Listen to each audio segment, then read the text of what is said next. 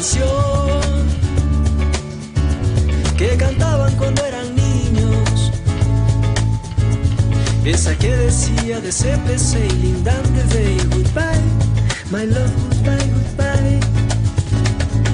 Vale que regresen las historias, un poco de calor a la memoria de cuando eran chiquillos y aún entraban en los bolsillos de la libertad.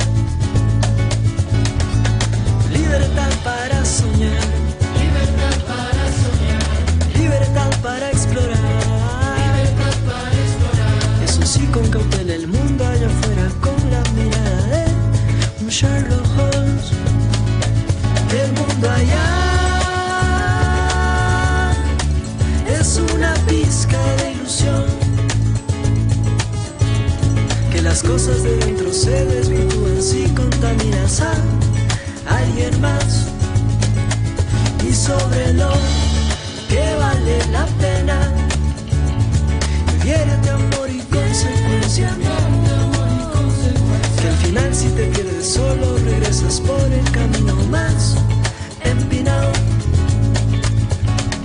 y disfrutas la bajada tanto como cuando eras un niño.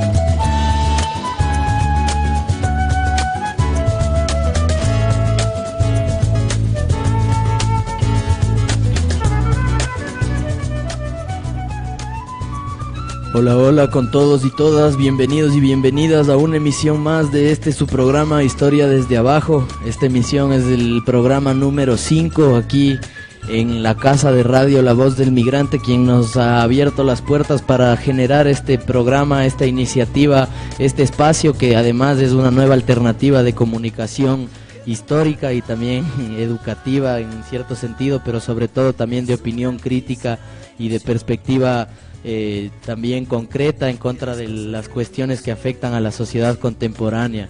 Me encuentro aquí con mi compañero Miguel el día de hoy. ¿Cómo estás, Miguel? ¿Qué tal, Mateo? Bien, aquí en la cabina de Radio La Voz del Migrante. Un saludo para la gente de la Asociación de Escuela de Historia del Ecuador, que por cierto es la única escuela de historia del país, así que eso. Así es, este programa es iniciativa también de la Escuela de Estudiantes de Historia en alianza con la Fundación La Voz del Migrante y la Radio La Voz del Migrante. También saludos a Davicho, a David, que está aquí detrás de los controles, las perillas y los cables. Gracias, David, por acolitarnos con esto. El programa del día de hoy les tenemos preparado algo bacán, saliendo de estas fiestas de fundación, 483 años de fundación española. De fundación española. Nosotros como estudiantes de historia hemos también aprendido a comprender que estas fechas, estos hitos históricos que nos han enseñado eternamente desde todas las etapas de educación primaria, secundaria y superior, son realmente superficiales o no son representativas en la estructura, en el entramado social. Nosotros aprendemos a interpretar los fenómenos sociales desde otras entradas y no solo desde esta perspectiva tradicional, oficialista, individual, biográfica de estos fundadores o después incluso de los libertadores, ¿no? Hoy tenemos como programa preparado el mestizaje, condición biológica o construcción social. En estos 3 bloques que hemos preparado el día de hoy vamos a conversar, vamos a desenraizar, desmenuzar también qué hay detrás del mestizaje y también del reconocimiento, esa posibilidad de determinación que las personas tienen al asumirse como como mestizo, como blanco, como indígena, como negro también a través de los censos, es como algo que nosotros también vamos a rebatir. En el primer bloque vamos a hablar sobre identidades y mestizaje en la colonia, que también es el trazado histórico a través del cual este mestizaje se ha ido construyendo como una característica cultural de nuestros espacios. En el segundo bloque vamos a hablar sobre conflictos de identidades en el Ecuador, que también es algo que podemos realmente darle la importancia adecuada, ya que el regionalismo y los problemas que se han suscitado últimamente también con la inmigración se puede dar cuenta de todo esto. En el tercer bloque hablaremos de conflictos internacionales contemporáneos que también están atravesados por estos problemas culturales y de identidad. Así que quédense con este su programa Historia desde Abajo. Empezaremos entonces con el primer bloque. Cuando eras un niño,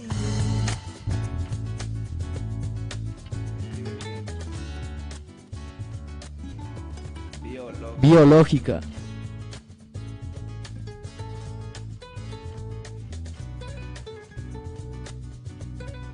Y Davicho, póngase pilas también con la escritura y con la ortografía. No haga quedar mal, vea, David. Claro, ¿cómo va a hacer quedar mal? Solo faltaba que en el hashtag también ponga otra cosa.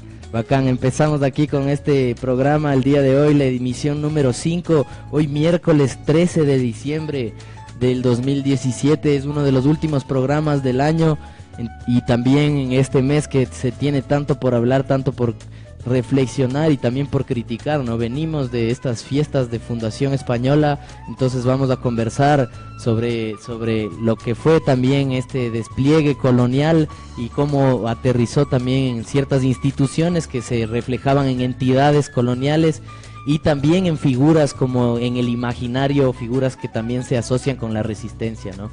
Miguel nos va a conversar de estas dos cuestiones, no sé si quieres empezar por las instituciones de entidades o por la Malinche, la figura resistente. Yo quiero comenzar un poco explicándoles a nuestros radioescuchas ciertas instituciones coloniales que hasta ahora, digamos, han dejado su huella y puede que pervivan o perviven de cierta manera en la construcción social y en la construcción política de nuestra sociedad. Un poco, bueno, para irles comentando así brevemente, una vez que se instaura, digamos, la colonia o los españoles en los territorios americanos, se establecen dos grupos jurídicos, ¿no es cierto? Está la República de Españoles y la República de Indios. Esto quiere decir que si tú eras indio, tenías una jurisdicción que te juzgaba de una forma particular, tenías otros derechos y tenías muchas obligaciones, sobre todo lo que tiene que ver con el tributo, que también ya les vamos a explicar, y la mita, que era la forma de trabajo. Asimismo, los españoles, ellos tenían su propia jurisdicción, su propia república, y claro, así fue concebida un poco la construcción de esta sociedad, pero después apareció el mestizo, ¿no es cierto? Que es este personaje que va a estar interpelado por los dos mundos. Entre los dos mundos, claro, interpelado, que va en ciertos momentos a manejarse cuando le conviene dentro de la República de Indios y cuando no le conviene, bueno, intentará pasarse a la República de Españoles. Claro, así para hacer una acertada como también visión, como tú dices, estos dos mundos, esta República de Indios y la República de Blancos o española o de la corona, también tenía su propia forma de manejo legislativo, ¿no? Y sus propias burocracias, incluso sus propias etapas en las que se manejaba, es decir, se podría decir incluso que en el mundo legislativo, jurídico, los indígenas también tuvieron protagonismo en cuanto a juicios, en cuanto a litigios por terrenos, por tierras, por territorios, a través de las comunas, los cacicazgos, como estábamos también conversando en otro programa, también tienen este protagonismo, ¿no? Muchas veces esta educación tradicional nos ha hecho pensar que el indígena nunca tuvo voz ni posibilidad de movimiento o de actuar en este mundo, ¿no? Pero a través del estudio de estas cosas vemos que también hay protagonismo, ¿no? Hay presencia, hay acción. Sí, exactamente, hay acción de los indígenas y un poco estaba el tributo indígena, ¿no es cierto?, que era una de las obligaciones donde tenías que trabajar y como hemos hablado también, los caciques eran esta clase social que estaba entre la corona, entre el Estado real y la sociedad indígena. Entonces el tributo indígena consistía entre trabajar la tierra, que podía ser el namita también, que era el trabajo obligatorio, y el cacique tenía que después todo lo producido por la tierra pagar un tributo al Estado real. Están también las reducciones que hicieron los españoles, que es muy importante tener en cuenta eso porque las reducciones siguen vigentes hasta el día de hoy, se siguen haciendo reducciones y algunas reducciones que se hicieron en ese entonces son las ciudades que hoy en día conocemos, que muchas veces creemos que son ciudades indígenas, pero realmente formaron parte de un proceso de reducción que tenía como objeto que la corona pueda simplificar el control político, el control económico de las poblaciones indígenas y bueno, y centralizar el poder en ciertas zonas para que así haya una mejor recolección del tributo y claro, y además pueda tener acceso también al control político de la región. A partir de esto también están las encomiendas, que es otra institución. El encomendero era un personaje de la corona, muy vinculado también, o digamos se puede decir al nivel del cacique, ¿no es cierto?, al que se le encomendaban unas tierras y él tenía que un poco responder por estas tierras o ver que se cumpla el trabajo, que se cumpla el impuesto y que este tributo le sea después retribuido a la corona. Estaba el cabildo, que hasta ahora es chistoso, ¿no? Porque mucha gente se refiere al municipio de Quito como el cabildo. Entonces, el cabildo eran las instituciones administrativas que la corona colocaba en las ciudades principales, ¿no es cierto? Entonces, para que vean ustedes por dónde va la cuestión, el municipio de Quito se le conoce como el cabildo, ¿no? Y de hecho fue antes de la República, antes de la independencia, el municipio era el cabildo, ¿no es cierto? Era la entidad administrativa de vigilar y bueno, de administrar también la zona de acá. Estaban los corregidores, una figura disciplinaria, ¿no es cierto? Que era también que cobraba el tributo, que controlaban a los pueblos indígenas y un poco la opresión directa de estos corregidores era la que provocaba también las revueltas indígenas de las que ya hemos hablado también.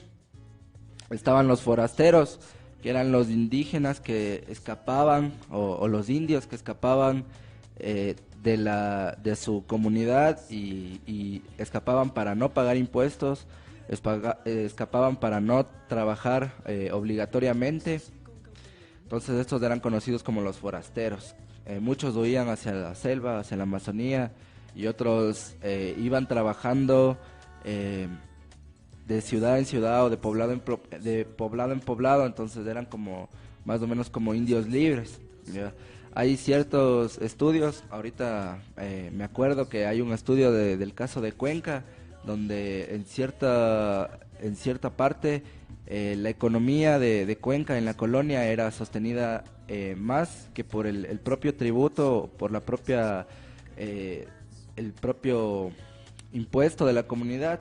Era el trabajo forastero el principal nutriente de la zona de Azuay o del sur del Ecuador. Y estaban las mitas, ¿no es cierto?, que era una de las formas de apropiación del trabajo que tenían los españoles hacia los indios, y habían mitas mineras como fue la más famosa de San Luis de Potosí, en Bolivia, mitas obrajeras, que eran también textileras, y las mitas agrícolas, que también donde se trabajaba la tierra y todo lo que ésta producía. Bacán, esos son como las dinámicas en las que se desarrollaba también todo este mestizaje, ¿no? A través del cual incluso las formas de trabajo se iban encontrando su cauce, ¿no? Además, para el desarrollo todo de esta colonia que no es homogénea, o sea, no tiene solo un tinte ni solo una característica, sino más bien tiene varias entradas, varias etapas de análisis, y creo que en ese sentido es donde nosotros debemos así dar una perspectiva un poco más centrada y no tan como idealista en ese sentido de uno u otro lado, ¿no? Y claro, un poco también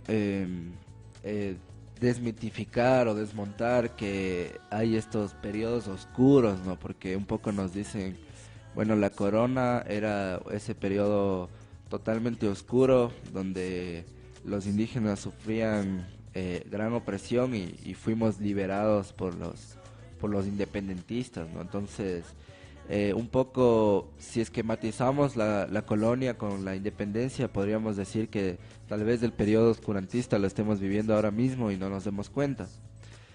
Pero bueno, un poco eso, de ahí el mestizaje, como les expliqué, en un principio se concibió a la sociedad como en dos repúblicas, la República de Indios, la República de Blancos o de Españoles, pero el mestizaje se dio, en muchos casos se dio a partir de la violación de un hombre español a una mujer indígena. Entonces esta mujer indígena se construye en base a ser una mujer oprimida por haber sido violada por el conquistador, y además de ser la madre de un hijo que es mestizo y que claro que no es puramente indígena, y es un hijo que nace, pero este hijo nace en primer lugar en ausencia del padre, en ausencia del reconocimiento de la figura paterna, y nace resentido. Entonces un poco está como a nivel de la historia la figura de Malinche, que nace un poco en la conquista que se da a los indios mexicanos, a aztecas, cuando Carlos Cortés llega a México. Una de las formas en las que se ocupa o en las que se da este proceso de conquista a esta civilización es a través de oprimir a una mujer, y bueno, esta mujer le termina como dando los secretos y dándole las pistas a los conquistadores por donde podrían conquistar a la civilización azteca. Entonces se construyen varios imaginarios de mujer, de madre, que es importante que lo vayamos entendiendo, porque hasta el día de hoy siguen vigentes estas categorías, por más que hayan pasado casi 430 años, 500 años de aquel hecho. Esos imaginarios que se construyeron ahí siguen vigentes, o esas figuras, ¿no es cierto? Entonces, por un lado están los padres, los hijos con ausencia de padres, y yo conozco a muchos amigos, mucha gente que por razones, por distintas razones no tiene a su padre, o no tiene, claro, le falta su padre.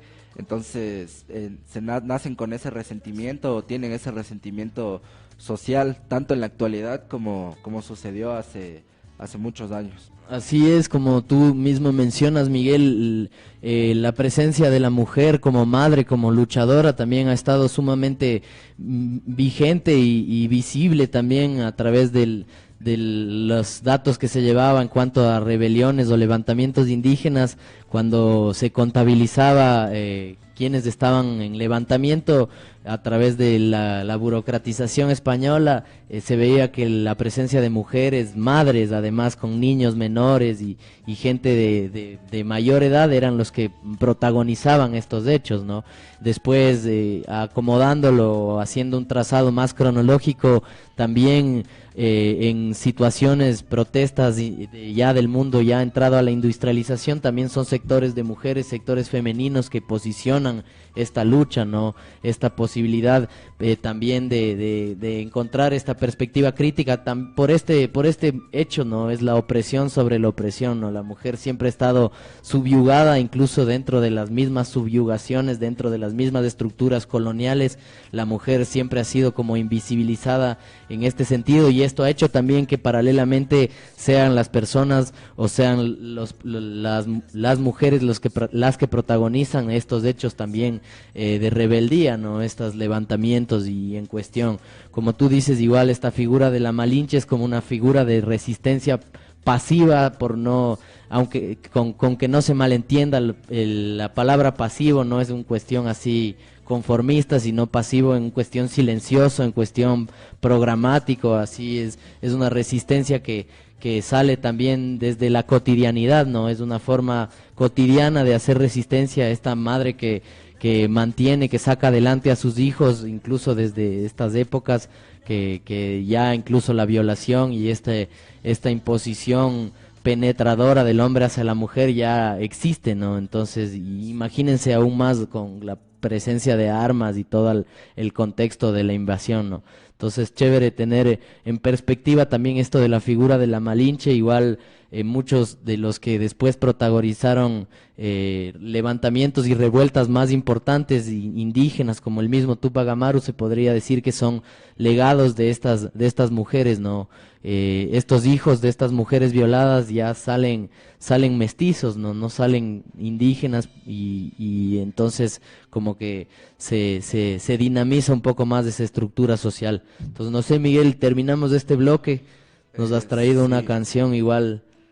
Bueno, antes de ir a la canción, un poco explicarles eso, ¿no? Que cuando naces mestizo, hijo de una violación, muchas veces tu familia materna no te reconoce, y eso era lo que sucedía también. O sea, ese indígena, ese niño, hijo de una india o de una indígena, ya no era alguien puro, alguien perteneciente a esa etnia, y asimismo, obviamente, reconocido, negado totalmente por el lado paterno, ¿no? Entonces hay un poco de eso. Todos, creo que en América Latina, sobre todo las clases populares, tenemos un poco de eso, ¿no? De ser no reconocidos en el mundo occidental, y con un pasado que se puede identificar a nuestra madre con eso, a nuestra, digamos, nuestro origen cultural, un pasado muy difícil de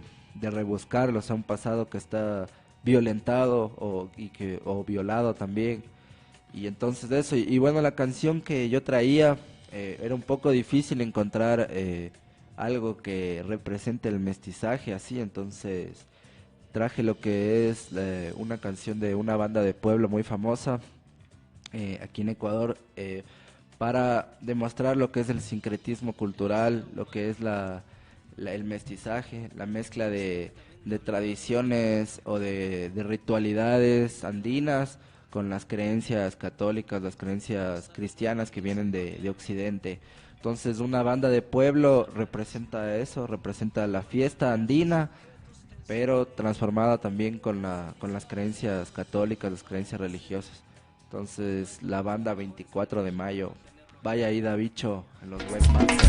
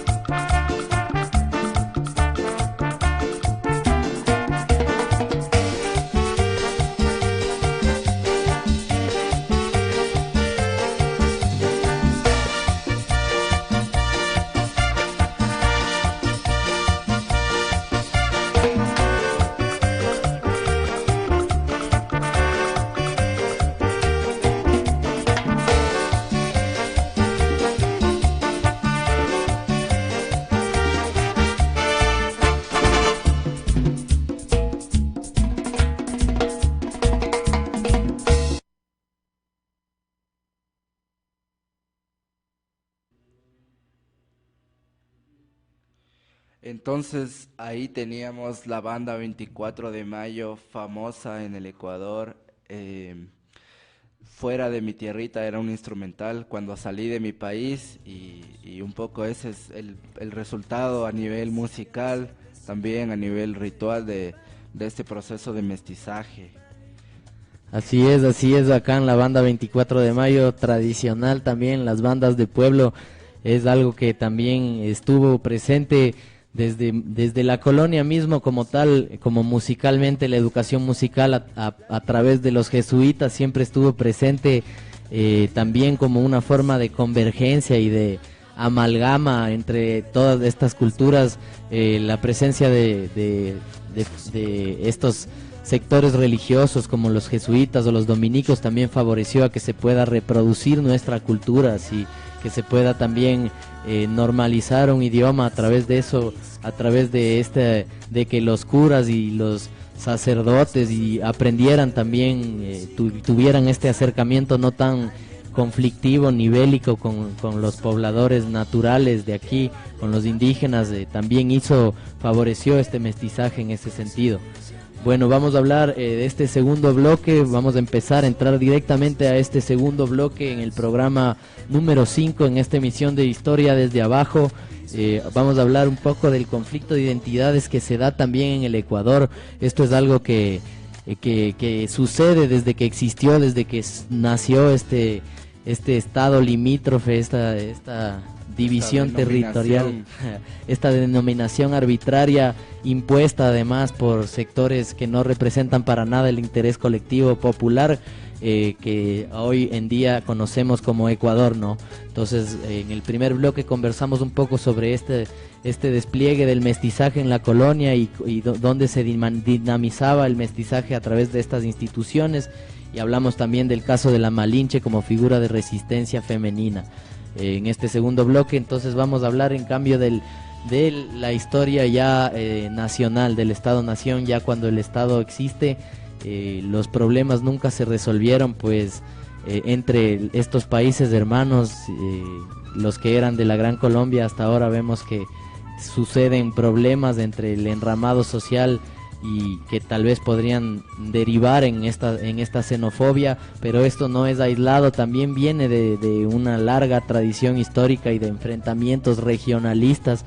Entonces no sé, Miguel, si quieres empecemos hablando en este segundo bloque del regionalismo, este regionalismo que también surge paralelamente con esta revolución industrial y esta revolución liberal también, ¿no? En el Ecuador también la literatura nos ha podido trazar estos enfrentamientos que hubo a través de este regionalismo, que también no es un problema solo de identidades, también reside en una cuestión política y económica. Sí, un poco antes que, bueno, hablar de lo difícil que es hablar de un país, ¿no? Porque aquí mucha gente dice, bueno, yo soy de Ecuador, pero ¿qué mismo es ser Ecuador, no? O sea, hablamos de que dentro del territorio, dentro de nuestras fronteras, existen más de 20 nacionalidades con idiomas, con dialectos propios y con rasgos culturales propios, ¿no? Entonces es un poco complejo hablar de esa unidad, por un lado, arbitraria. Y sí, lo que decías, la iglesia un poco y los terratenientes eran los que habían convertido a estos territorios, digamos, en grandes haciendas productoras de muchas cosas a lo largo de la historia. Y bueno, cuando se da la Revolución Liberal en 1905, a inicios del siglo XX, un poco la cuestión de la Revolución Liberal trata de que esta burguesía de carácter agroexportador, o sea que cultiva productos y los vende hacia el mercado internacional y de esa forma realiza su actividad económica, necesita expandir su frontera agrícola, en primer lugar necesita expandir su frontera agrícola para aumentar su producción. En segundo lugar, necesita incorporar una gran masa de mano de obra hacia sus tierras para que produzcan para ellos y para que ellos puedan vender estos productos. Trabajadores mal pagados. Exacto, y claro, entonces estas dos, digamos, condiciones le llevan a la revolución liberal, que además necesitaba del poder político. Eso es muy importante, ¿no es cierto? Entonces esta revolución liberal es un poco también la toma de este sector de la burguesía en contra de los terratenientes y de la iglesia, un poco. Entonces, si matizamos el conflicto, supuestamente, claro, el liberalismo, Eloy Alfaro son figuras anticlericales, antirreligiosas, laicas, pero realmente un poco lo que estaba detrás era socavar este poder de la iglesia, quien era el principal poseedor de las tierras, el cual su forma de vida, su forma de organización económica contravenía los intereses de esta otra burguesía, ¿no es cierto? Entonces, Eloy Alfaro entra al poder y una de las leyes que promueve es la ley de manos muertas, donde todas las propiedades de la iglesia pasan a ser a manos del Estado. Entonces, claro, de esa forma pudo este sector agroexportador, cacaotero, en un momento, y también que se exportó la cascarilla, ¿no es cierto?, lo que es la palma, de donde se extrae el aceite de palma, le permitió redistribuir las tierras para que ellos así tener una expansión de sus tierras y poder un poco crecer económicamente, ¿no es cierto? Entonces ese es un poco el contexto de la revolución liberal en el Ecuador. Así es, este aparecimiento de la costa o de Guayaquil también como capital económica, y donde se dinamiza todos estos flujos, no solo de divisas, sino también de recursos, de mano de obra, también hizo que haya una gran masa de gente que migraba desde la sierra hacia la costa, ¿no? Recordemos que en el periodo colonial la sierra fue los centros de los flujos económicos por sus actividades textiles y agrícolas, ¿no? Entonces ya cuando entra este paradigma de los estados nacionales y también del liberalismo, se configura al revés, ¿no? Entonces los flujos monetarios se vuelcan hacia la costa por ser el puerto, por tener el ingreso también de capitales extranjeros. Entonces la migración comienza a suceder hacia allá, ¿no? Entonces recordemos que también se dio una suerte de guerra civil entre conservadores y liberales, como tú pudiste trazar también en estos detalles, y ahí es donde se comienza a dar este primer regionalismo, ¿no? En donde la gente se siente como afectada de una u otra manera, y eso como que se ha visto desplegado en todo el siglo XX hasta ya bien entrado el siglo XXI, ¿no? Que incluso se podía escuchar en la calle comentarios así que denotan desprecio hacia gente que viene de otros lados, hacia la capital, aquí a Quito, por A o B circunstancia. Entonces es algo que ha estado como constantemente, como ya casi hasta arraigado en nosotros mismos, de como ese capricho de rechazar al otro. No sé si es que eso será una característica del ciudadano en el Estado-Nación o de la persona que se siente como representado por A o B bandera o lo que sea. No sé qué piensas tú de eso. ¿Será una enfermedad de los estados nacionales?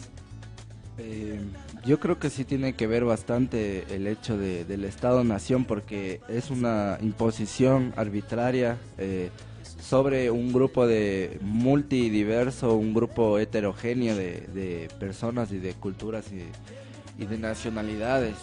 Un poco lo que señalábamos, el conflicto entre la burguesía agroexportadora de la sierra, de la costa, contra la burguesía terrateniente de la sierra, es un poco para representar y entender que a veces cuando uno porta esa ideología regionalista, ¿no es cierto? Si es que actualmente vamos al partido Liga Barcelona, que es al que yo he ido, el regionalismo está a flor de piel. Pero si analizamos un poco la historia, entendemos que en Ecuador han habido constantes migraciones, desde la costa hacia la sierra en un primer momento, después de la sierra hacia la costa en un segundo momento. Entonces, digamos que estamos bien mezclados así, en ese, Por suerte. desde esa perspectiva biológica, ¿no? Pero claro, nosotros cuando hablamos de identidad, hablamos más de una construcción social que de algo, de una sangre o de alguna cuestión que llevemos en el ADN. Así es totalmente. El mestizaje, como se titula este programa, no es una condición biológica precisamente, casi nada podría ser una condición biológica, creemos. Realmente esto es una construcción social y en este sentido, como tú mencionabas, Miguel, ya es casi imposible que tengamos sangre o pureza en la sangre, todos estamos mezclados y mejor por nosotros, por esa mezcla, por esa diversidad. Y en este sentido, ahí es donde entra la cuestión identidad, ¿no? Ahí podemos hablar mucho del censo, de estos censos que se ha dado últimamente, y podemos hacer un análisis social, ¿no? También se entiende a través del censo que no es una pregunta que va dirigida hacia tu condición o tus características de sangre o raciales, ¿no? Sino es una pregunta que va dirigida hacia cómo te identificas o cómo te determinas en A o B territorio, ¿no? Entonces ahí en los censos no te preguntan si eres serrano o si eres ecuatoriano, si eres así, sino te preguntan cómo te sientes o cómo te identificas, así, si te identificas blanco, mestizo, afro. En este sentido también es como una cierta libertad de autonomía, se podría decir, pero a través de ciertos análisis sociológicos o históricos también se puede ver, ¿no? Las ciudades dentro en sí mismas también se manejan con sus propias lógicas, dependiendo de sus lugares y sus ubicaciones estratégicas. También se podría hablar, ¿no? Y ver a través de estos censos cómo en diferentes lugares o espacios de la ciudad se reconoce la gente, qué hay detrás de sus imaginarios también, ¿no? Ujú. Sí, un poco lo que hablabas de la ciudad es importante. Tengamos en cuenta que acá en Quito existen barrios históricos, digamos, que vienen en muchos casos desde la colonia. Estoy hablando puede ser el barrio San Blas, Santa Bárbara, San Roque, ¿no es cierto?, donde se desarrollaba este comercio indígena. Y es muy interesante entender que, por ejemplo, San Roque, que es un barrio que tiene más de 200 años, siempre ha recibido migración indígena, ¿no? O sea, llega una migración indígena del sur, no sé, de Tungurahua, de Cotopaxi, de Riobamba, llega a Quito, llega a Quito porque la situación en el campo es paupérrima por varios motivos. Entonces llega a Quito, migra a la ciudad en busca de mejorar su vida, en busca de mejores días, y va a ocupar barrios como los de San Roque, ¿no? Que son barrios que están ubicados cerca del centro económico, del centro administrativo de la ciudad. Y claro, estos barrios se han ido conformando así actualmente. Entonces hay esa problemática, ¿no es cierto?, actualmente, que también proviene de nuestra identidad, porque hay esta división imaginaria que está en el imaginario de muchos quiteños, que se dio también a inicios del siglo XX, cuando la ciudad empezó a crecer. Entonces, un poco estos barrios indígenas, ¿no es cierto?, que ya mencioné, que son San Blas, Santa Bárbara, San Roque, han mantenido su composición indígena hasta el día de hoy, y su forma de comercio también, ¿no? Ahí tenemos el ejemplo del mercado de San Roque. Así es. Y también hay esta gente que es mestiza, es criolla, o que se identifica con el chuya quiteño, o sea, que está como más hacia el lado español que hacia el lado indígena, que se va a vivir hacia el norte de la ciudad, que va a ocupar del Parque Elegido un poco más allá, que fueron los barrios de la Mariscal, creo que principalmente la Mariscal. Y bueno, hasta el día de hoy se construye un poco así, ¿no? Está la González Suárez, al norte de Quito también, que es como un barrio de élite. Está el Quito Tenis, el Quito Golf Club, creo que se llama también el otro, que son barrios que se ubican al norte de la ciudad y que se identifica con la gente de altos recursos. De altos recursos, que no parece indígena aparentemente.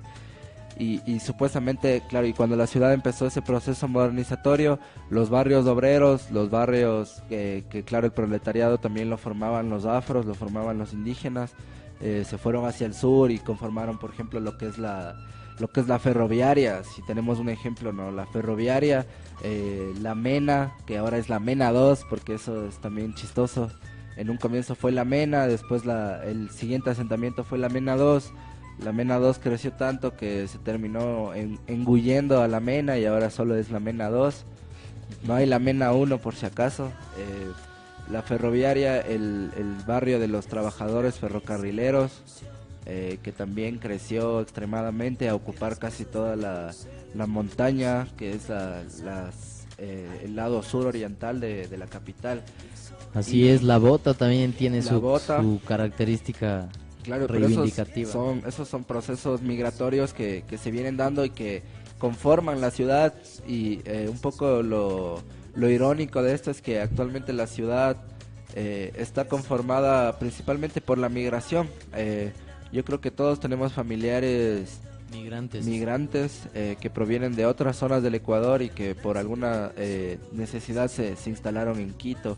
Entonces, al norte de la capital, un poco ya rompiendo ese imaginario antiguo que se dio, que al norte están como los blancos, los de más alta sociedad, de alta cultura, y al sur y en los barrios indígenas están los pobres, pues también se dieron migraciones provenientes de las culturas afro que se encuentran al norte del país. Carapungo ahí. Carapungo, Comité del Pueblo, La Bota, y que se han dado en distintos momentos, ¿no? La Roldós, Pizulí, Atucucho, son asentamientos de gente que se dio en los 60s, y en la década de los 60s, década de los 70s, estas tomas de gente, estas apropiaciones, y eso también es Quito, ¿no? Aunque muchos digan Carapungo ya no es Quito, no sé qué piensas, ¿no? Porque Carapungo está como... En cuestión de transporte público probablemente ya no sea Quito, por la falta y por el descuido y por el olvido que hay hacia esos sectores del bien al norte, ¿no?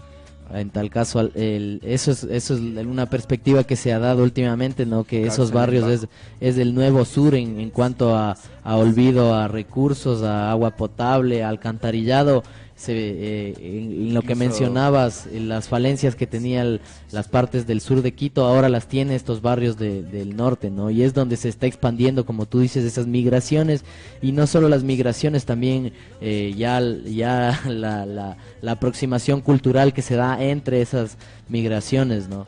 Entonces, hoy, como tú decías, dentro incluso de nuestro territorio mismo hay mucho de esta característica de migración. Igual volver a señalar el trabajo que se hace en el Mercado San Roque, que también autónomamente y determinándose ahí mismo pudieron sacar adelante la primera escuela bilingüe en cuanto a español y quichua del Ecuador, ¿no? Entonces, o sea, no sé si del Ecuador ahí tan representativamente, pero al menos en Quito es la primera escuela reconocida, escuela primaria, en donde se enseña legítimamente, institucionalizadamente los dos idiomas, ¿no? Escuela bilingüe, y no como en la escuela privada, en las escuelas privadas, que el término bilingüe se adscribe a inglés y español directamente, ¿no? También hay otras escuelas bilingües.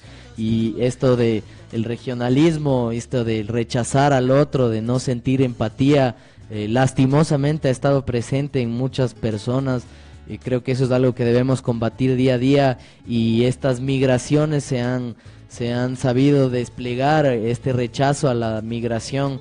Hoy en día lo hemos visto también súper presente con los hermanos y hermanas venezolanas, cubanos y cubanas que también por A o B circunstancia han tenido que pasar por este territorio buscando una mejor forma de construir su vida, ¿no? Y ahí es donde sale estos sectores conservadores, curuchupas de la sociedad, a despilfarrar todo lo que tienen por decir y todo lo que tienen o con lo que les falta en sus cabezas, ¿no? Entonces este regionalismo se ha ido como ha encontrado su continuidad y ha derivado hasta en xenofobia, ¿no? Entonces hoy en día vemos que en redes sociales, en comentarios cotidianos, callejeros, se plantea aún este rechazo al otro, no por su nacionalidad o lo que sea, sino simplemente por el hecho de estar aquí, ¿no? Y eso es algo a lo que le hacemos frente y a lo que desde cualquiera de donde estemos, desde cualquier postura o posición de donde estemos, hay que hacerle frente, ¿no? Sí, igual dos cosas respecto a lo de San Roque, como habíamos dicho, un poco el centro histórico, bueno, habría que decir que no es tan histórico, porque la gente piensa que, o sea, que realmente es una reproducción de una ciudad española. Digamos que puede ser que la construcción se conciba de una forma occidental, de una forma española, pero las construcciones son de adobe, con vigas de madera, ¿no? Entonces, y además de estilo republicano, ¿no? Si analizamos la arquitectura del centro histórico, entonces realmente el centro histórico es de inicios del siglo XX, de 1930, de los primeros auges económicos que se dieron en el Ecuador. Y está la temática de lo que sucede actualmente en el centro histórico, ¿no? Está esa población indígena que se quedó a vivir allí, que conservó ese lugar durante mucho tiempo, en condiciones de vida en muchos casos muy deplorables. Y ahora, una vez que ha adquirido, ¿no es cierto?, porque Quito fue declarado Patrimonio Cultural de la Humanidad en 1978, desde ahí esta zona de la ciudad adquirió un lugar cultural, un valor, un tinte turístico, exactamente. ¿Y qué es lo que sucede ahora, no? Entonces, claro, ahora como esta gente blanca o más españolizada o más de plata, quiere ir a la Ronda, quiere ir a la 24 de mayo, y ¿qué es lo que se encontraba, no? Se encontraba con la sociedad, la dura y pura sociedad la cruda miserable. realidad. Ajá, Y desde los 70, claro, la Ronda es lo primero que se gentrifica. La gentrificación sería la palabra como exacta para decir este proceso. La gentrificación son estos procesos de turistificación o de esterilización de los espacios para hacerlos meramente turísticos, transformar la barricada en bulevar, algo así más o menos sería, ¿no? Los bulevares son estos espacios, ¿no?, que son como casi de marketing abiertos, ¿no?, en este sentido. Y es un poco chistoso porque bulevar, o sea, es un concepto súper occidental, incluso de conformar la ciudad, pero es irónico que hagan un bulevar en las Naciones Unidas o un bulevar en la 24 de mayo, porque los historiadores entendemos, y esto lo debería entender toda la gente, que ahí hay dos quebradas que están construidas y están rellenas con relleno sanitario, o sea, con basura de la gente de otro tiempo. De la gente de otro tiempo. Se llenó de basura ese lugar y se llenó después de cemento y ahora se hacen bulevares ahí. Entonces un poco Así como es. que Quito se debate entre ser afro, ser indígena, una ciudad construida en las quebradas, ¿no es cierto? Una geografía que no corresponde a la geografía occidental, y aún así construye bulevares o construye proyectos modernizantes o modernos, entre comillas. Y claro, y este debate de la identidad permanece ahí, ¿no? Porque eso es lo que representa la colonia, y por eso es tan importante para nosotros hablarles a ustedes y socializar y estudiar la colonia, porque está hasta el día de hoy presente. Y yo creo que un poco podemos ver eso también en lo que sucede, como estábamos hablando, en San Roque, en las distintas zonas del centro histórico. Está el trabajo ambulante, o el trabajo de los feriantes, o de muchos trabajadores autónomos que salen a vender a las calles. Y está el cabildo, como ya habíamos mencionado, el cabildo de Quito, respondiendo un poco a esos otros intereses, a los intereses de empresas turísticas, y desplaza a este grupo, los intenta desplazar del centro histórico. Entonces hay esa pugna por el espacio, que también es una pugna que uno podría decir tiene color, porque vemos al parásito, clase mediera, que puede ser un funcionario del municipio, dando órdenes a la policía municipal para que requise la mercadería, o para que desplace a los comerciantes. y uno podría ver que los comerciantes indígenas son indígenas, o son afros, o son colombianos, son venezolanos. Entonces, claro, ahí está también esa identidad muy reflejada en lo que sucede en la actualidad. Así es, estos problemas y conflictos que se dan en el enramado social también están harto complejo, también fundamentados por esta nota histórica, por todo este trazado que viene desde hace mucho tiempo. Y como tú mencionabas, hay que siempre criticarse esto del casco colonial, desde incluso la cuestión arquitectónica. Hay muy pocos edificios que son rezagos de la colonia, casi todas las edificaciones que están en el centro histórico de Quito son resultado también de otra época, de la época que existe el Ecuador. Entonces, del siglo XX, incluso es bien errado pensar esto. Además, para criticar y reflexionar sobre cómo pensamos la idea de patrimonio, ¿no? Que también es algo con lo que han legitimado, como tú dices, el desplazamiento, el acoso, la requisa y el maltrato a las personas, a los trabajadores autónomos, que lo único que buscan es buscarse una vida mejor, ¿no? Entonces, en este sentido, hay que criticarse todo esto.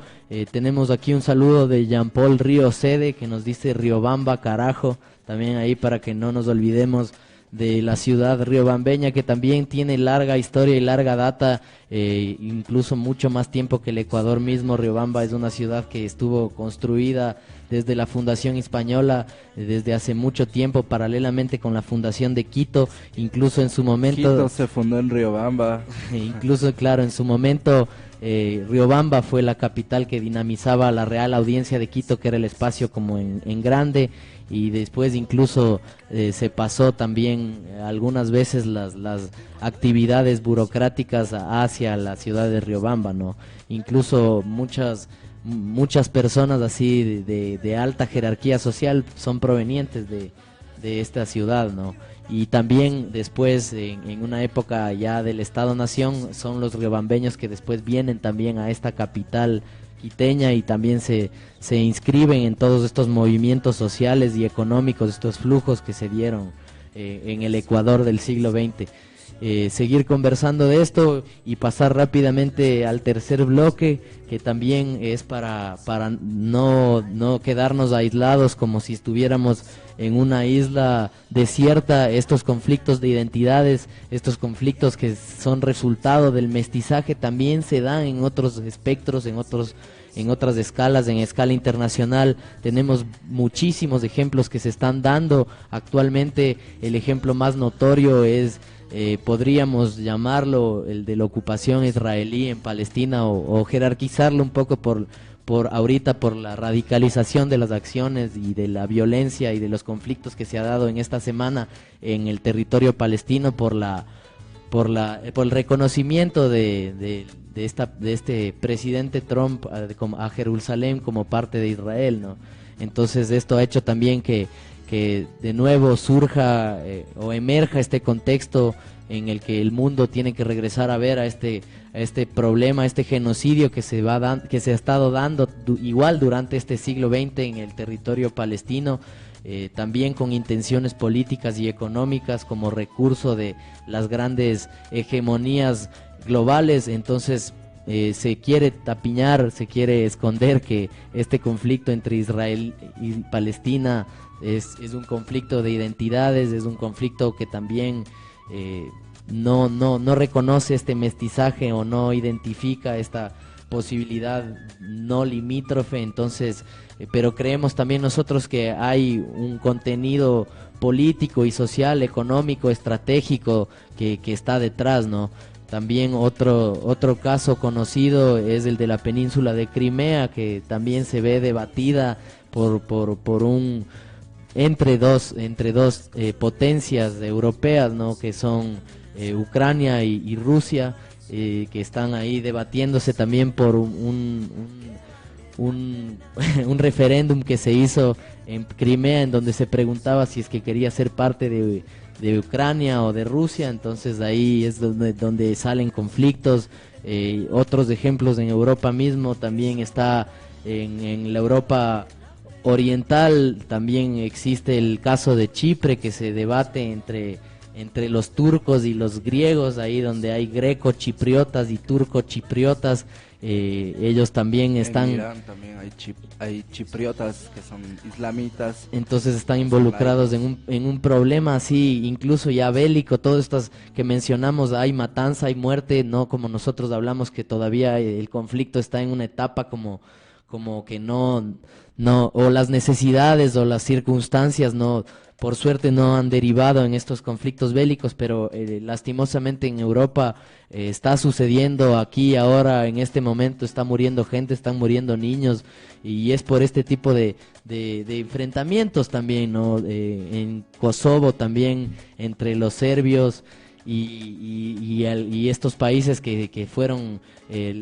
después de que se resquebrajó la URSS, también surgen estos problemas de identidades y de Vuelven mestizaje. a surgir, ¿no?, esos problemas, porque Claro. o sea, claro, habían en esa zona habitan, digamos, entre Europa del Este y Asia Menor, hay más de 140 nacionalidades, ¿no es cierto? Entonces, claro, el imperio zarista era el que oprimía estas nacionalidades y les obligaba a hablar el ruso.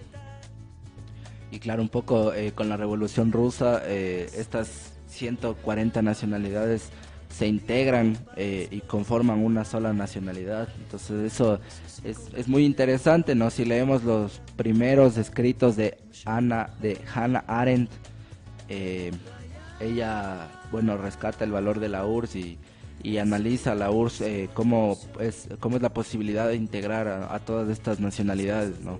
Obviamente ella después transforma su discurso sobre la URSS, pero bueno, ese es otro tema. La cuestión es que estas nacionalidades persisten ahí, y al ser también una zona económica muy importante para el mundo, estos conflictos han vuelto a aflorar. Entonces tenemos, por ejemplo, el caso de Ucrania, donde hay un sector al que mucha gente le dice que es el sector comunista de Ucrania, pero yo creo que un poco más que comunista podría ser un sector rusófilo, ¿no es cierto?, que tiene características culturales, características que lo llevan más a identificarse con Rusia que con una república ucraniana en sí. Y también, y claro, y hay intereses, ¿no? O sea, evidentemente Putin, Rusia siempre ha mantenido ese control sobre Ucrania. Entonces, el lado estadounidense, que es también el que ha querido apoderarse de esa zona, financia un poco al sector ucraniano independentista, ¿no? Entonces están estas dos nacionalidades, pero aparte estas dos nacionalidades están apoyadas por otras dos grandes potencias que son Rusia y Estados Unidos. Igual un poco para contextualizar, Estados Unidos está actualmente busca, así como busca apoderarse del mar asiático, de la península de Corea, la península coreana. También Estados Unidos siempre ha querido dominar la zona que está entre Asia Menor. Estamos hablando de Kazajstán, Azerbaiyán, repúblicas como, bueno, Turquía incluso, y también debajo de esas están Israel, Palestina, los países árabes, Irán, Siria, ¿no es cierto?, que hemos visto en estos años que han sido atacados, que han sido invadidos por Estados Unidos. Y un poco en la época de la Guerra Fría estaba la OTAN, que hasta actualmente existe, y el Pacto de Varsovia, que fue un poco el pacto de estas sociedades, de los países socialistas del este, para contrarrestar el avance de Estados Unidos en esta zona. Entonces, claro, ya una vez finalizada digamos este conflicto, el Pacto de Varsovia se desintegró, pero la OTAN siguió funcionando, ¿no? La OTAN hasta el día de hoy representa supuestamente los intereses de la comunidad internacional. Entonces, claro, vemos que Estados Unidos sigue queriendo avanzar en esa zona, y un poco lo que hablaba también el Mateo sobre Jerusalén, Israel, tiene mucho de eso. ¿Por qué? Porque Jerusalén, para tres religiones, la islamista, la judaísta y la cristiana, es la capital o es la ciudad más importante. Pero el tema es que Jerusalén se halla en este golfo o en estas costas de donde viene la principal zona petrolera del mundo, ¿no? Entonces, un poco el sueño de los imperialistas siempre ha sido apoderarse de la principal zona petrolera del mundo, que es la que además continúa teniendo reservas para cerca de 200 años, ¿no? Aparte de Venezuela, que se encuentra en América Latina. Pero claro, esta zona petrolera es como la más importante, entonces por eso hay esa pugna y además está Jerusalén, que tiene esa ubicación un poco más, o sea, es una ubicación muy, muy cercana a esta zona y es la salida hacia el mar, ¿no? Hacia el comercio, ¿no? Entonces sería apoderarse de los pozos petroleros, de las grandes reservas petroleras que le quedan a la humanidad, y apoderarse de esa zona de comercio, ¿no? Entonces ahí se encuentra un poco ese conflicto. Un poco lo interesante también es que a partir de la declaratoria de Trump de que Jerusalén es la capital de Israel, digamos que estos países árabes que se encuentran divididos entre fronteras imaginarias que los ingleses y los franceses dejaron ahí, han vuelto como a un llamado unificador, ¿no? Entonces tenemos protestas en Yemen, protestas en Siria, en Líbano, que son también países árabes y claro, ellos se ha dado otra vez como esta unificación, como hace unos 5 o 6 años tuvimos también esta primavera árabe que le llamaron los medios así, donde se dieron una serie de manifestaciones de esta cultura. Y ojo, árabe no es sinónimo de musulmán, o sea, un poco también aquí en Ecuador Claro. desconocemos tanto eso. Árabe es una cuestión cultural. Un árabe puede ser cristiano, un árabe puede ser islamista o un árabe puede ser laico. Ya de hecho en los 70 Afganistán, Irán, Irak eran países laicos, principalmente laicos, ¿no? Ahí hay que ver por qué después de la ocupación estadounidense empiezan las ideologías islamistas, las más radicales, además porque la ideología islamista no es una sola, la religión islamista no es una sola. ¿Por qué el sector más radical empieza a ser financiado por la OTAN, por la Unión Europea, por Estados Unidos? ¿Y por qué empiezan otra vez, por ejemplo, a imponer cuestiones, costumbres religiosas y con esta idea de crear una gran nación árabe en todo el mundo, ¿no? Entonces sí hay que matizar y no hay que estigmatizar también, o sea, decir árabe es sinónimo de terrorista o de musulmán. Como digo, muchos países que son árabes son principalmente laicos, como era Siria antes del bombardeo, ¿no? Siria era una nación floreciente, dicen, que tenía su propia organización social y bueno, ahora está hecha a ruinas, ¿no? Así es. Justo se nos actualiza el internet en este momento. Tenemos ahí saludos de Isaac Falcón Revelo que dice: oye, vacila ese patín, Miguel, bacán ahí. También, Bacán, Isaac. también un saludo Los de Rosalía compañeritos. Suárez Terán que dice: saludos para ser popular. Chévere. Igual aquí saludos desde Perú de parte de Andrés Montesinos, quien también nos aporta también a este tema de conflictos internacionales contemporáneos, haciéndonos esta pregunta también para visibilizar estos dobles lados también de estos conflictos. Pregunta: ¿y los crímenes de guerra de Rusia en Alepo y Siria y el crecimiento del camino iraní-Líbano que están apoyando los rusos? También nos dice: no hay mucha unión Bacán esa entre pregunta. chiitas y sunitas, el conflicto de la salud y los ayatolas repercute alrededor y se beneficia Israel. Entonces, ahí no sé si quieres, claro, Rusia también como potencia, como imperio, como hegemónico también económicamente y culturalmente también hace hoy en día sus despliegues militares que también, como dice nuestro pana Andrés, repercuten en estos espectros de la sociedad, ¿no?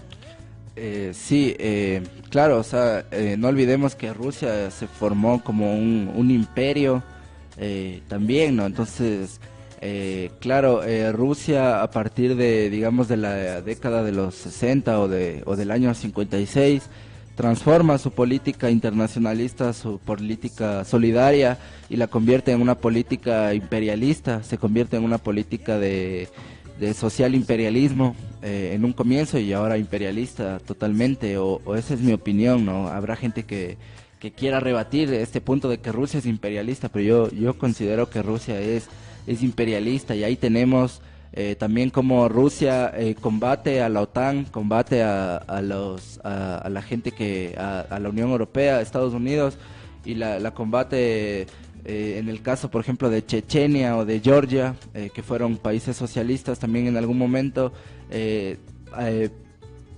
No hay parangón, o sea, en el caso de Chechenia y de Georgia es una cuestión extremadamente violenta por las cuales los rusos mantienen su predominio, su poder sobre estas potencias, y también eso sobre Ucrania, como decías, los crímenes que ha hecho Rusia en Crimea o en Basilea.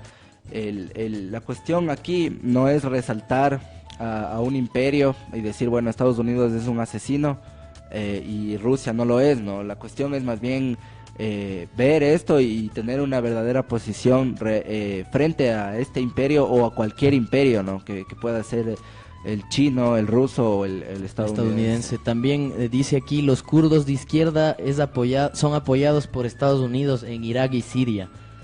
También es otro de la cara de la moneda, ¿no? De apoyar también a grupos a veces rebeldes, ¿no? Es como estrategias por parte de estos estados. Es que así suceden las cosas, no siempre se dan por afinidades ideológicas, o sea, a veces por los intereses de un grupo, de una potencia, se da esto, ¿no? Pero así como dices, hay kurdos financiados por Estados Unidos, hay kurdos que están dentro de Turquía, ¿no es cierto? Y que pueden formar, y como de hecho están formando la alianza entre el Partido Comunista de Turquía y el Partido de los Trabajadores de Kurdistán, dentro del mismo Turquía, y si entendemos, si entendemos que el régimen de Turquía, el presidente Erdogan, es un presidente pro-yanqui, aunque en las declaraciones ha dicho que no está de acuerdo con la última decisión de Trump, su política ha estado direccionada más a ser un pro-yanqui en la zona, ¿no? Porque Turquía también, al ser capital del Imperio Otomano en algún momento, fue objeto también de invasión rusa, y ahora lo es un poco vasallo de Estados Unidos. Pero lo interesante es que dentro de esta República Turca está el Partido de los Trabajadores del Kurdistán, que está aliado con el Partido Frente de los Trabajadores de Turquía, que es conocido como el DHKPC, y esta gente está llevando una lucha en contra del Estado, en contra de Erdogan, en contra de Turquía, ¿no es cierto? Entonces, de triunfar, digamos que si es que triunfa este conflicto hacia el lado de los trabajadores de Turquía, estaríamos hablando de que Estados Unidos estaría perdiendo un bastión importante para su dominio en Medio Oriente, ¿no es cierto? Y claro, lo importante sería que esos trabajadores no cambien de imperio, no cambien de patrón, como muchas veces sucede, ¿no? O sea, no que estos, digamos, expulsen la presencia de Estados Unidos de Turquía y después acepten la presencia de Rusia o se subordinen a otro imperio, ¿no? Entonces, claro, hay eso, y en Irán también está la nación kurda dentro de Irán, y asimismo hay el conflicto, ¿no es cierto?, de unos kurdos que son islamistas y de otros kurdos que son laicos, que son ateos, y que están en contra de la presencia de Estados Unidos. Eso. De igual manera, Irán, la mayoría de armamento es estadounidense. Dice que la mayoría de armamento de Irán es estadounidense. Podemos ver a los grupos terroristas chiitas iraníes que están invadiendo Siria y haciendo una limpieza étnica. También nos dice, Erdogan es un vendido, y aunque Turquía le hace caso a todos los planes de Rusia, Putin manda en la zona. Estados Unidos solo funciona en Irak. Eso nos dice Andrés Montesinos, para también aportar a esta conversación que es tan interesante y que también se puede profundizar tanto. Sí, yo creo que de hecho Rusia mantiene su poder, ¿no? De hecho, 300 millones de personas hablan el ruso, es uno de los idiomas más importantes, considerado por la propia ONU, y claro, aunque Erdogan y Turquía sea como dice Montesinos, sea el alfil de Estados Unidos ahí. Rusia sigue manteniendo el control, pero vemos estos días como hay los ejercicios militares en esa zona, como Estados Unidos siempre está buscando acercarse cada vez más a esa zona y asimismo como Rusia utiliza a otros países como Bielorrusia, como Georgia, como Lituania, Estonia, ¿no es cierto? Para detener, y Polonia, últimamente Polonia también ha estado del lado ruso para detener el avance de Estados Unidos en esta zona. Y claro, pero Estados Unidos, así como incluyó a Latinoamérica dentro de su gran esquema, también lo está haciendo en la región asiática, al extremo asiático. Ya no estamos hablando de Medio Oriente o de la zona entre Europa del Este, Asia Central, sino en los mares de la Indochina. También en la India se encuentran las grandes industrias manufactureras o las grandes industrias del mundo, de Alemania, de Inglaterra. También en Asia, en Taiwán, en Filipinas, está la presencia de Estados Unidos. Y actualmente vemos que el conflicto un poco que más preocupa a la gente es el conflicto en la península coreana, ¿no? Donde Corea del Norte tiene un sistema diferente al resto de los otros países y un poco está más aliado o ha estado históricamente más aliado a China y ha sido el que le provee a China del plutonio y con el que comercia también, y gracias también al que Corea del Norte ha podido subsistir. Actualmente Corea del Norte ha podido desarrollar un programa nuclear, tiene no tantas ojivas nucleares como Estados Unidos, pero tienen las suficientes como para destruir a Estados Unidos y a gran parte del planeta, ¿no? Entonces también ahí está ese conflicto que en un principio fue un conflicto, puede ser identitario, de un imperio coreano, de una población coreana que fue invadida por el Japón, que posteriormente fue invadida por Estados Unidos. En ese conflicto entró la Unión Soviética, la Corea se quedó dividida en dos, se acabó la Segunda Guerra Mundial.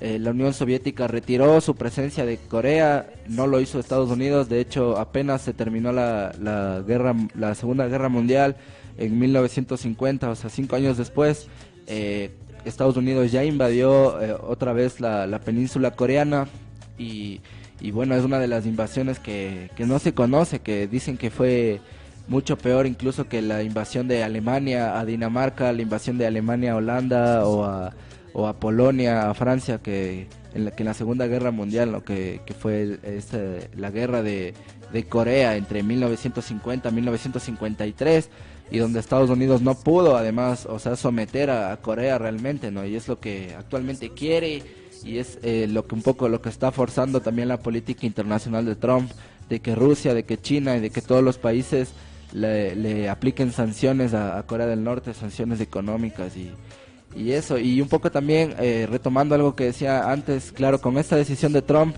los países árabes han tomado la decisión y me parece muy chévere, muy bacán esto, que estos países árabes, quienes no tienen ninguna influencia prácticamente, le pongan sanciones económicas a Estados Unidos, ¿no? Es como que estos vasallos, estos plebeyos se atreven a ponerle sanciones a su patrón, ¿no? Por haber tomado esta decisión de Jerusalén. Entonces, un poco eso. Claro.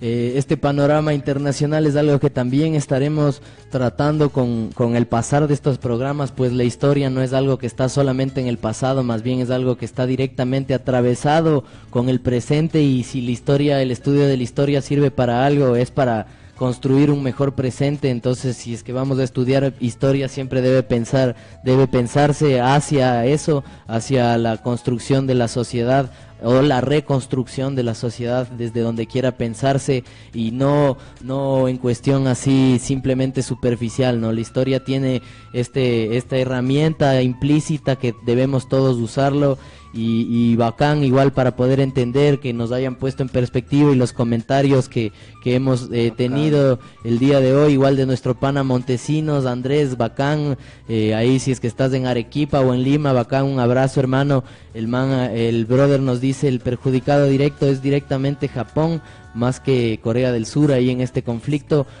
También ahí bacán por estas perspectivas, igual leer los últimos saluditos para decir lo último y ya ir terminando este programa.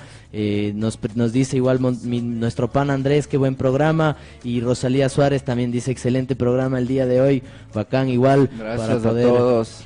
Para poder conversar sobre estas cosas que muchas veces los medios de comunicación tradicionales no nos cuentan, solo están ahí involucrados en la crónica roja, en hablar sobre Odebrecht y sobre las cosas que el amarillismo... Sobre el Glass. Sobre Glass, que también nos preocupa, y también tenemos mucho que criticar y que rebatir, pero sabemos que la historia continúa, la historia nunca termina, y no debemos simplemente fijarnos en estos personajes de oro, en esta historia tradicional. Entonces seguir construyendo, seguir aportando también, y en este sentido ir terminando ya el programa, saludar a las personas que nos escucharon el día de hoy, así como para las personas que están luchando en contra de la minería, igual desde donde estén, preferible si es que lo están haciendo desde una manera más sincera, sensata, y no pensando en pos del oportunismo, o también en esto que se está dando últimamente, ¿no? Que son